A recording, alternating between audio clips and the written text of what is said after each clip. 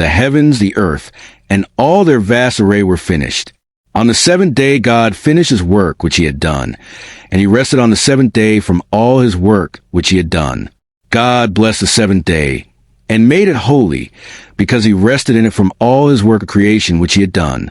This is the history of the generations of the heavens and of the earth when they were created, in the day that Yahweh God made the earth and the heavens. No plant of the field was yet in the earth, and no herb of the field had yet sprung up, for Yahweh God had not caused it to rain on the earth.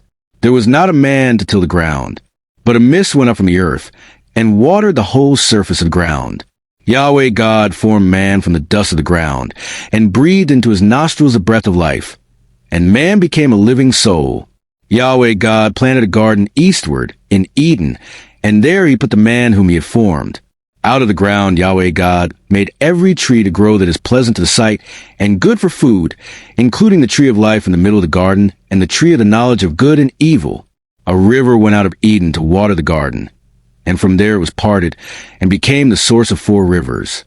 The name of the first is Pishon. It flows through the whole land of Havilah, where there is gold. And the gold of that land is good. Bdellium and onyx stone are also there. The name of the second river is Gin. It is the same river that flows through the whole land of Cush. The name of the third river is Hiddekel. This is the one which flows in front of Assyria. The fourth river is the Euphrates. Yahweh God took the man, and put him into the Garden of Eden to cultivate and keep it. Yahweh God commanded the man, saying, You may freely eat of every tree of the garden, but you shall not eat of the tree of the knowledge of good and evil. From the day that you eat of it, you will surely die. Yahweh God said, It is not good for the man to be alone. I will make him a helper comparable to him. Out of the ground Yahweh God formed every animal of the field, and every bird of the sky, and brought them to the man to see what he would call them. Whatever the man called every living creature became its name. The man gave names to all livestock, and to the birds of the sky, and to every animal of the field. But for man there was not found a helper comparable to him.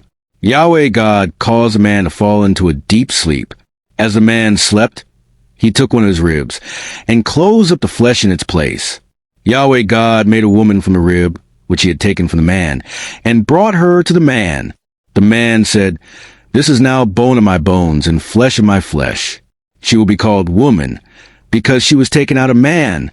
Therefore a man will leave his father and his mother, and will join with his wife, and they will be one flesh.